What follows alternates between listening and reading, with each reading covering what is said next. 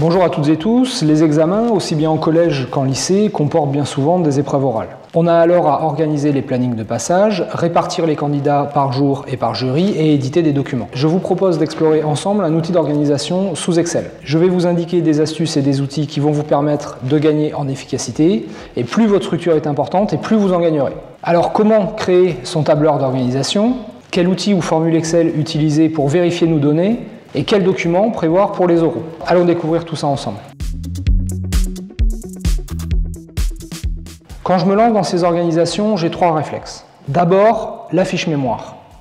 Ensuite, les données qui sont nécessaires pour élaborer les plannings sont disponibles sur EDT et leur extraction est simplissime. Donc je vais récupérer les données sur cette base.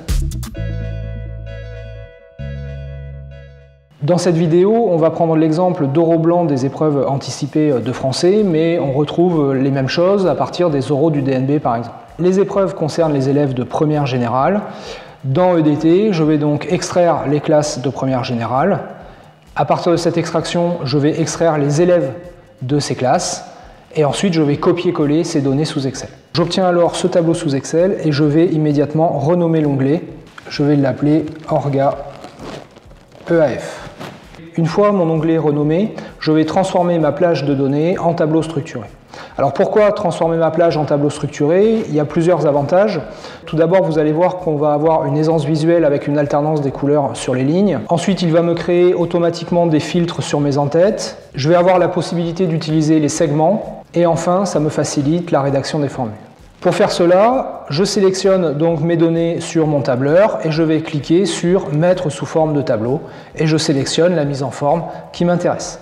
Une fois que j'ai mis sous forme de tableau, je vais donner un nom à ce tableau sous Excel. C'est indispensable, ça va nous faciliter là aussi la création des formules.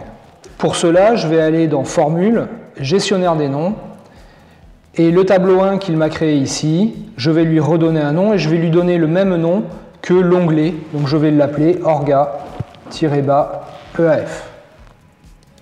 Et je valide. Une fois que j'ai renommé mon tableau, je vais enrichir mon tableau avec différentes colonnes jusqu'à arriver à ce tableur-là.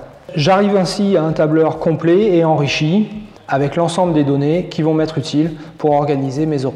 Pour vérifier mes données, j'ai deux outils à ma disposition. La fonction nombre-si ou les tableaux croisés dynamiques. Alors le nom fait un peu peur, mais vous allez voir que c'est un outil qui est très simple d'utilisation et redoutablement efficace. On va vérifier le nombre de candidats par examinateur. Donc je me mets en bas de ma colonne examinateur et je vais établir une formule nombre-si qui va me donner le nombre d'élèves examinés par Monsieur Beg.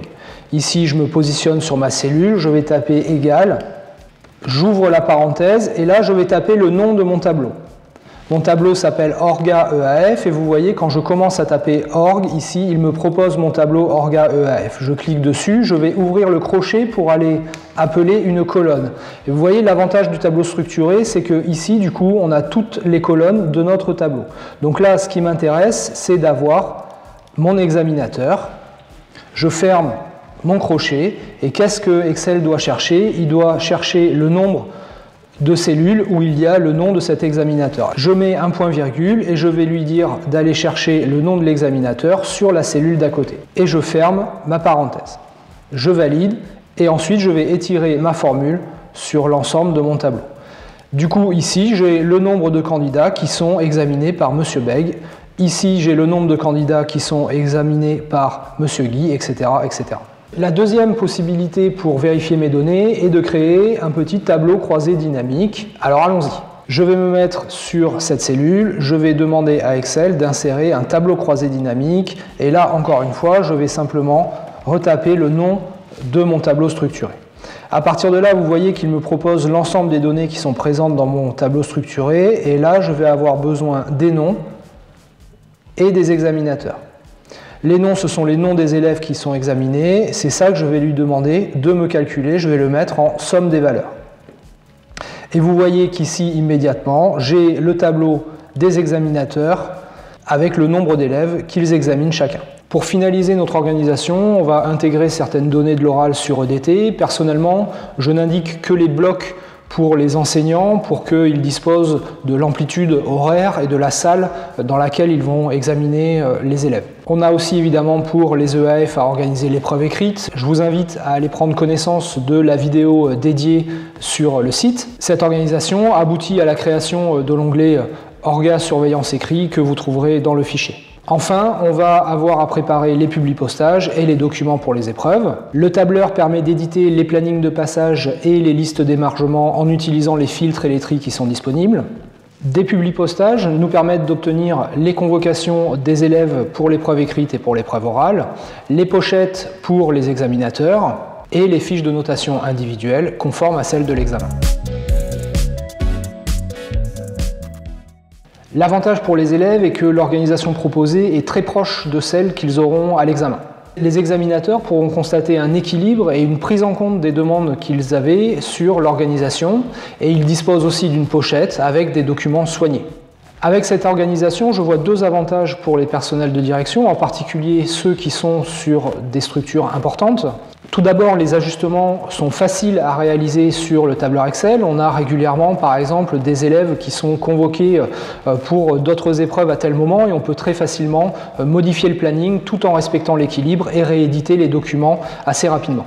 L'autre avantage pour les personnels de direction est que l'organisation est rigoureuse et précise et c'est gage d'un déroulement serein. Je vous remercie de m'avoir suivi dans cette vidéo, j'espère qu'elle vous sera utile et vous permettra d'enrichir vos pratiques.